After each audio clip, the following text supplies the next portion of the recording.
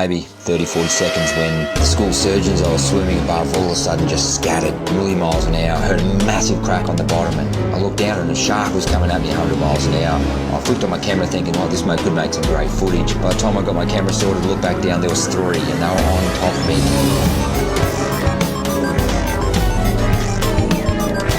One came so close in front of me, I had to push away at it. Another one came in around behind the back of me. And they started just circling. I'm thinking it's going to make great footage to wow, I might need to call out to the boat. All of a sudden